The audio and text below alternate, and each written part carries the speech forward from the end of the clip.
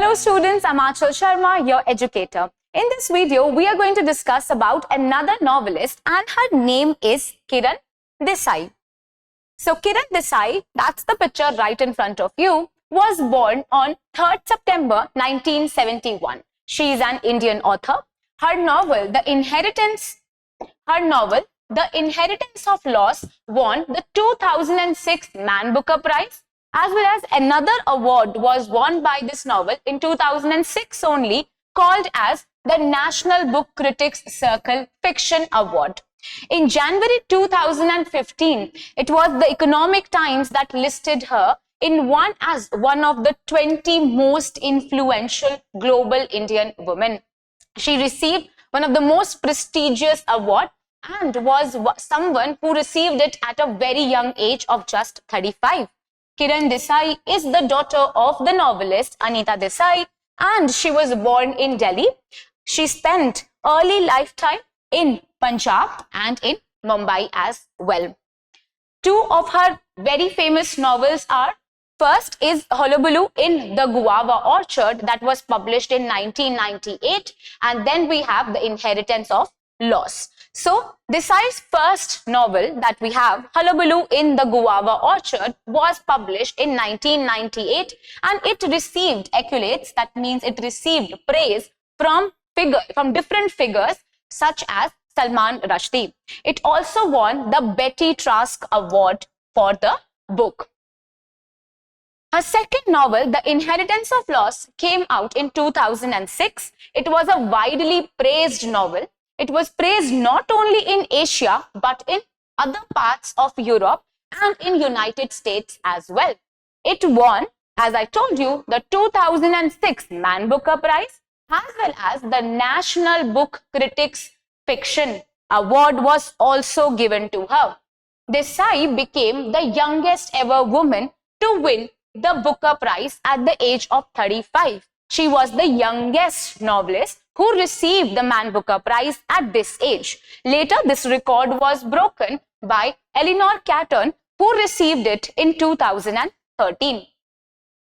Then let us discuss about the summary of the novel, Hullabaloo in the Guava Orchard. The protagonist of our story is Sampant Chawla. Sampant Chawla is someone who, he's a kind of a person who everyone thinks is of no use, but his grandmother was the only one who had a faith in him. So the novel is as follows. Sampant Chawla was born in a time of famine into a family that was not like any other family, that was quite unlike the other families that were there, in a town that was not quite like the other towns that are present there as well. After years of failure at the school, failure at the work he used to do, of spending days dreaming in the tea stalls and singing to him in the public gardens, it does not seem that Sampant is going to achieve anything considerable in his lifetime. And he is not going to do much with his life as well. No one but his grandmother used to have faith in him. No one believes his grandmother, who had the faith in her grandson, where she was confident about Sampant's life to be successful. The other family members were not sure about it. Until one day, something very different happened. Sampant climbs the guava tree in search of peace and contemplation. This became a very unexpectedly famous decision, and he became very unexpectedly a famous holy man. So this novel critiques this aestheticism or this culture of a holy man, in our Indian context. And it also talks about how one person who was not trusted and who everyone was thinking of being a lampoon can become a holy man. He has no such life experiences, and still he is the one who everyone seeks advice from. In Hullabaloo in the Guava Orchard, Kiran Desai tells dryly the hilarious and the poignant story of life, love, and family relationships, simultaneously capturing the vivid culture of the Indian subcontinent and the universal intricacies of the human experience. So she is directly focusing on how a human experience shapes the personality of the person. Another novel that is very famous, The Inheritance of Loss. The Inheritance of Loss follows the life of four characters from a household of from the northern India. The house is Choayo, a stately manor in the village of Kalimpong, which is home to a judge, his granddaughter Sai, the cook. The cook's son, Bijou, meanwhile, lives in New York. Right? So this is a story which talks about Jhemubai, and there is a dog called as Muta also. I believe this was the name of the dog. You can check. So there was one dog as well. They can also ask questions about these, these small details. So Jhemubai was the judge and he used to live there with the granddaughter. The only problem was that this novel will tell a lot about the intricacies of the family again, about the personality and how we are losing the texture of our own self. This is the inheritance of loss. We gradually are losing the Indianness that we had. So Jhemubai, the judge, is a lampoon here. He is the one on whom everyone is laughing. Why? Because he is someone who's fully westernized. This novel directly takes us to the journey of a post-colonial structure. And it's a postmodern, it's a post-colonial structure. Why post-colonial? Because after colonialism, Jhemubai is someone who is a product of colonialism. He is someone who will, and this is your PYQ as well, someone who will eat chapatis with fork and knife. He is someone who is completely westernized, someone who does not believe in the Indian culture and the Indianness. So he is treating the granddaughter Sai in the same manner. Sai is now juxtaposed between the Western culture and the Indian culture. Sai is now suffering, while Bijou is someone who has clearly seen that there is nothing left in the Western culture for him. He is now in New York, but he's craving to go back to his own home. He is craving. Why? Because he is not able to adjust in those circumstances. So this is a story of the inheritance of loss. You are losing your own inheritance, that is the Indianness and the Indian culture. The novel begins at Choayo in 1986. A group of Nepali Indian insurgents rob the judge's gun from the house, humiliating the proud old man. Someone who is very, proud about his Western culture. Someone who thinks that he is educated from, he has received his education from top universities. He is someone who wants to become, who is very successful, someone who is westernized. But ultimately, he is someone who is just a living stock of, a buffoon and a stock for fun for everyone. Many of the judge's chapters track his rise from the peasant firm to a judge for the Indian civil services. So when Jhemubai Patel was a very young guy, everyone thought that he will do nothing, but he said that because he was giving exams for the civil services, he just wanted to go outside India and then study. So he said that he needs money for that. And for that, he decided to get himself married to a young girl, about 13 to 14 years of age. So who will marry someone who is not even successful at that time? But there was one businessman who thought that maybe he can let his daughter marry him, because he has potential. He can go outside. Jhemubai Patel can go outside and he will bring laurels to his family and his daughter will remain happy. So just for the sake of dowry, he married a girl who was so many years younger to him. He had no love, he had no support. He was just very proud of his own schooling and his own westernized culture. So this judge story will track you that how he rose from a peasant life to a judge.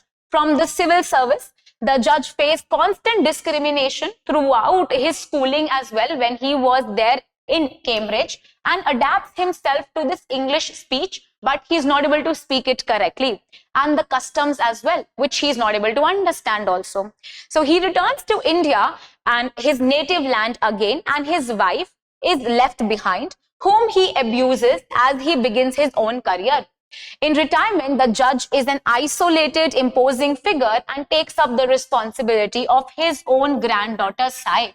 So Sai has lost both her parents in a car accident, and now she is suffering, and she is living with the judge and with her grandfather. So she was in the convent school. The teachers there decided to just send her off to her grandfather. So now she is living with Jimu Bhai. So Sai is looking for a surrogate father in the cook that is extremely nice person, but she longs for her late parents.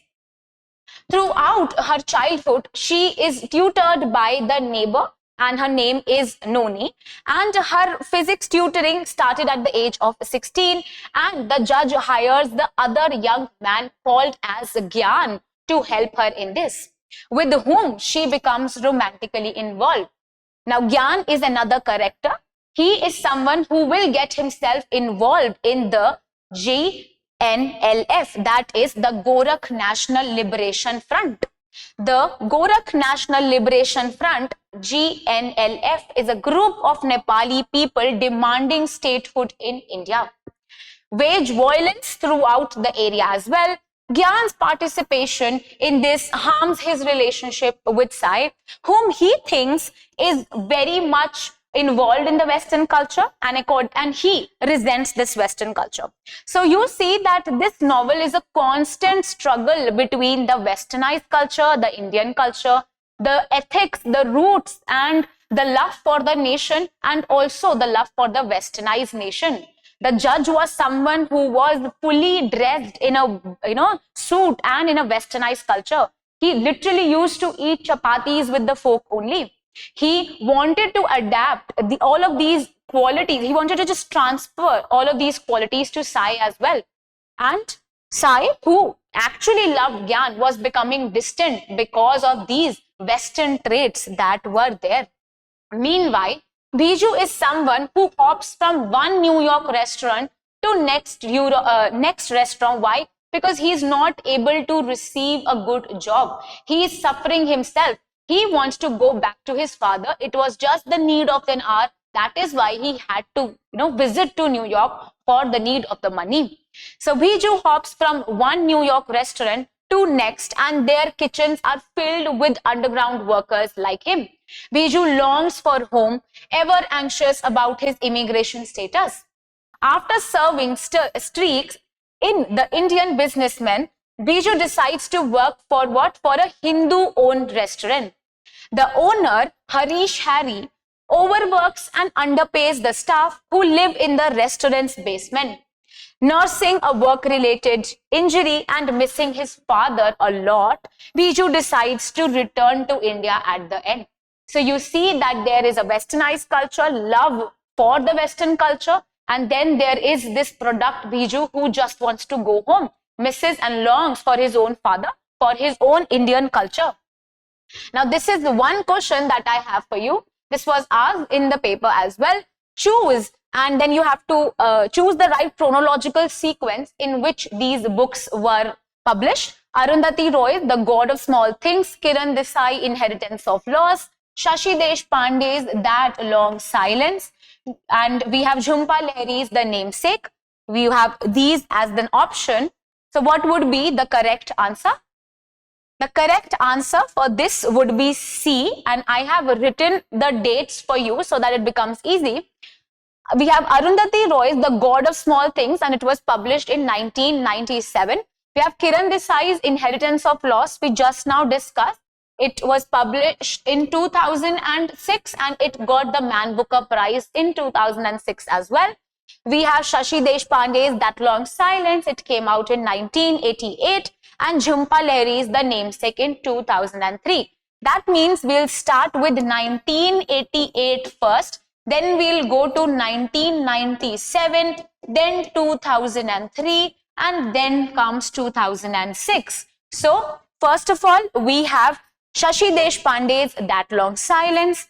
Then we have Arundhati Roy's The God of Small Things. We have 2003 novel Namesake by Jhumpa Lahiri. This is a novel which talks about diaspora.